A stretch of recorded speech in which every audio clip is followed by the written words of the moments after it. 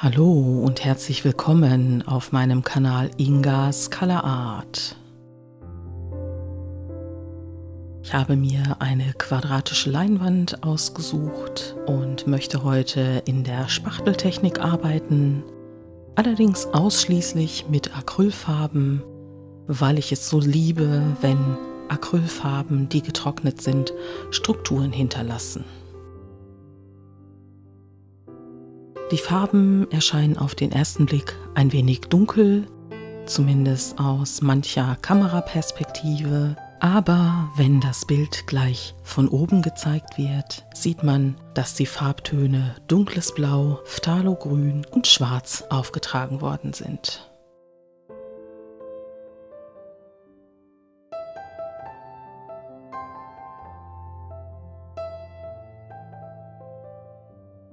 Durch das Ziehen des Spachtelmessers über die Leinwand vermischen sich nicht nur die Acrylfarben in besonderer Weise, sondern ich erhalte eine satte und schöne Oberfläche, die dann zusätzlich auch ein paar Linien bekommt, und zwar genau an dem Punkt, wo das Spachtelmesser oben aufhört.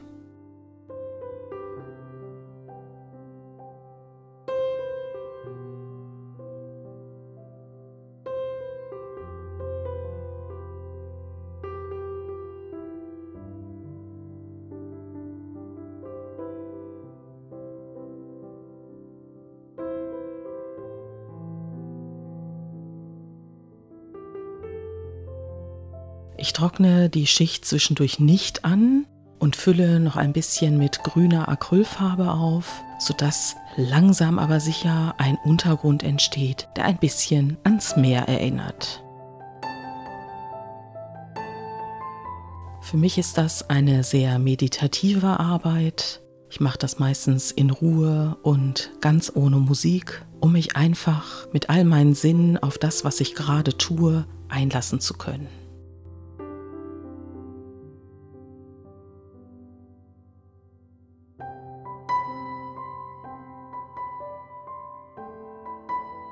Ich habe dann allerdings zu einem silberfarbenen Glitter gegriffen, weil wir uns gerade in der Karnevalszeit befinden und ich fand, dass ein wenig Glitzer im Leben auch ganz gut tun kann.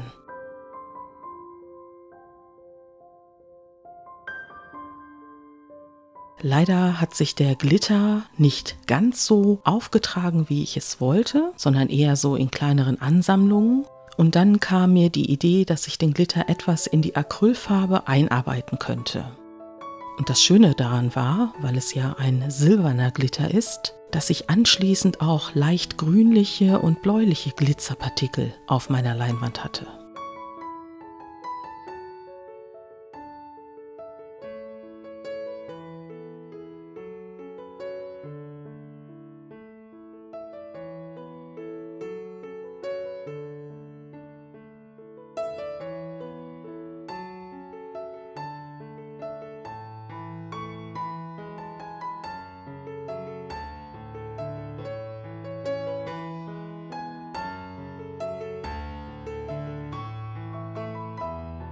Dann war der Hintergrund so, wie ich ihn mir vorgestellt hatte, und ich konnte mit dem Föhn den Hintergrund dann erstmal komplett antrocknen. Was man anschließend sieht, ist, dass die Oberfläche seidenmatt aufgetrocknet ist.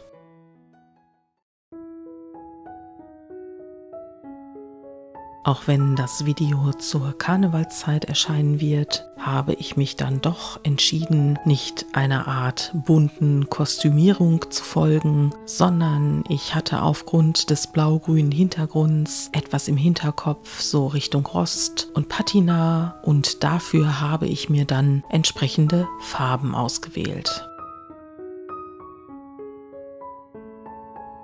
Mein letztes Video habe ich ausschließlich mit einer Hand gemalt und fand das auch sehr spannend, wie sich das angefühlt hat und was für ein Ergebnis ich erzielt habe. Bei diesem Bild möchte ich grundsätzlich nur mit diesem Spachtelmesser arbeiten und bin schon sehr gespannt, was dabei herauskommen wird. Ich hätte ja nach meinem Hintergrund auf eins meiner Rakelwerkzeuge wechseln können, aber ich dachte mir, ich bleibe einfach mal bei meinem kleinen Spachtelmesser.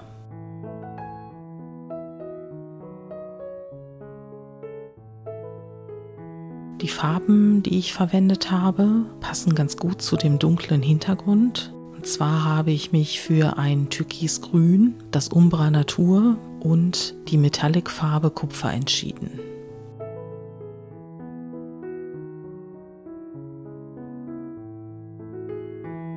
Ein bisschen erinnert mich das Arbeiten an diesem Bild, an das große Bild, was ich gemalt habe, was mit einem Farbverlauf anfing und für das ich die pastösen Farben von Golden benutzt habe. Und hier kann man auch einen Unterschied erkennen. Die Farben von Amsterdam sind zwar pastöser als andere Farben, aber noch lange nicht so pastös wie die Farben von Golden.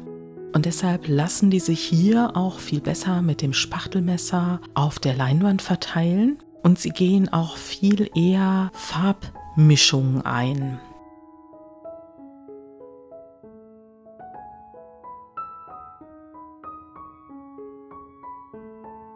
Ich habe inzwischen ganz wunderbare Farbtöne, die aus dem Türkis und dem Umbra bestehen. Da kommt so ein sagenhaftes, wunderbares grünes Braun heraus. Und derjenige, der weiß, dass ich diese Serie mit Rost und Patina so sehr mag, der wird wissen, dass auch dort schon diese Farbtöne vorgekommen sind.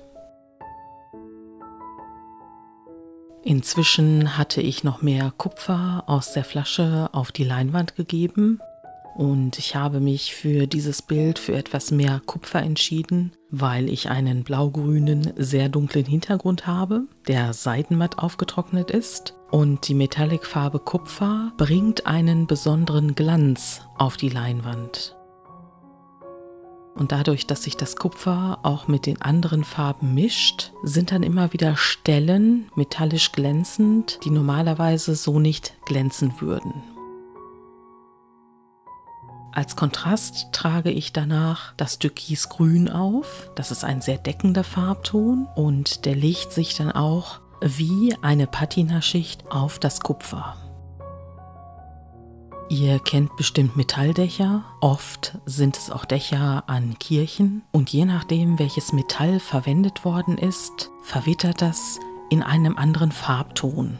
Zink verwittert eher so silbrig und Kupfer, auch Kupferdachrinnen, verwittern eher ein bisschen grünlich und daran kann man immer noch erkennen, welches Metall ursprünglich einmal verwendet worden ist.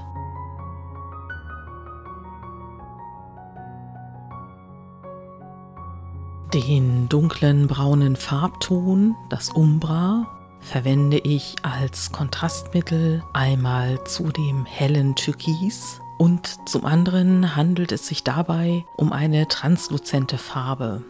Das heißt, je nach Schichtdicke wirkt sie deckend, aber je weniger Farbe aufgetragen wird, desto durchscheinender wird sie.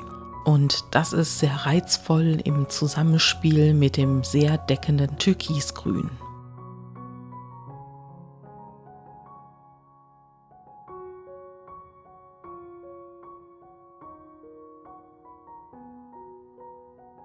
Im Gegensatz zu meinem Rakelwerkzeug oder der Glättkelle säubere ich mein Spachtelmesser überhaupt nicht zwischen den einzelnen Arbeitsgängen. Und das hat natürlich zur Folge, dass ich auch Farbmischungen unterhalb des Spachtelmessers habe. Dadurch, dass die Fläche unterhalb des Spachtelmessers auch eher gering ist, habe ich natürlich nicht die großen Farbmischungen.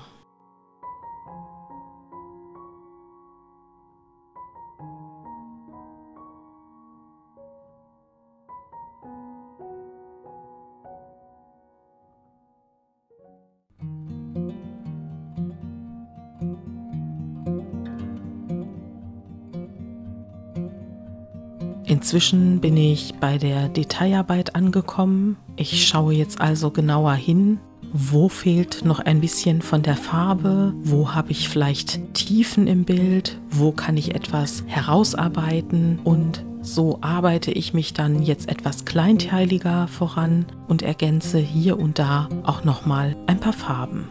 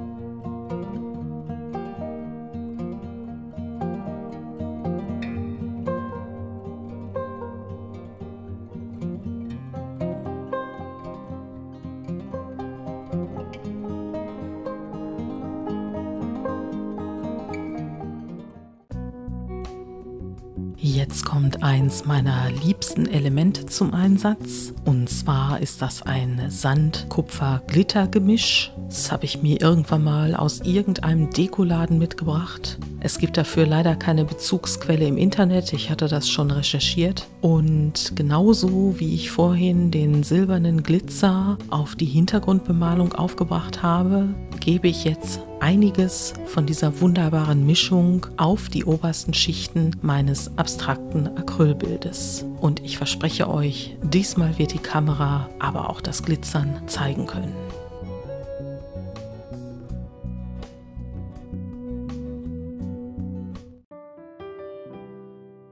Bei der Kamerafahrt über das noch nasse Bild sieht man hervorragend, wie die einzelnen Schichten und Farbstücke miteinander harmonieren. Ich finde ganz wunderbar diese Farbmischungen und Farbschlieren. Und was wir ja auch sehen, sind die Inseln, wie wir sie aus der Rakeltechnik kennen. Und ich habe auch immer wieder Stellen, an denen ich bis auf den blau-grünen Hintergrund durchschauen kann.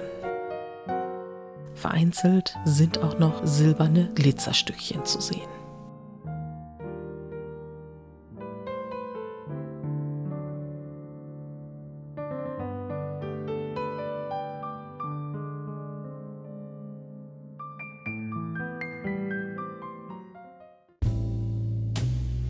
Ich liebe diesen seidenmatten Glanz der Farben von Amsterdam Acrylics, wenn sie aufgetrocknet sind. Die Farben wirken nach dem Trocknen dunkler, als sie im nassen Zustand gewesen sind. Aber ich finde, nach wie vor sind die Farben sehr harmonisch miteinander.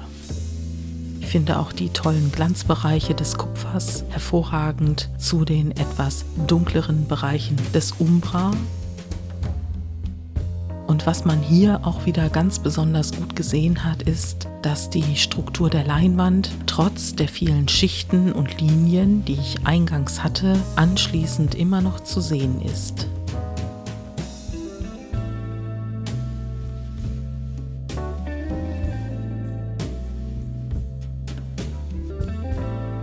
Damit der Glitzer endlich mal so richtig rauskommt, zeige ich euch das Bild, bevor ich es euch als Gesamtheit zeige, nochmal aus einer anderen Perspektive.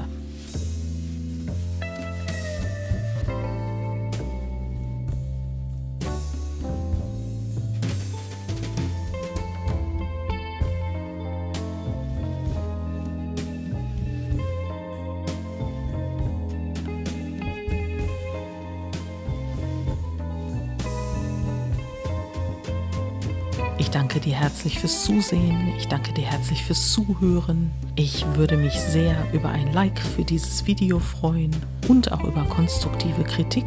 Ich würde mich freuen, wenn dieses Video ein paar Elemente für dich hatte, die du zu deinen eigenen Kreationen verwenden kannst. Und dann wünsche ich dir eine schöne Zeit. Bis zum nächsten Mal.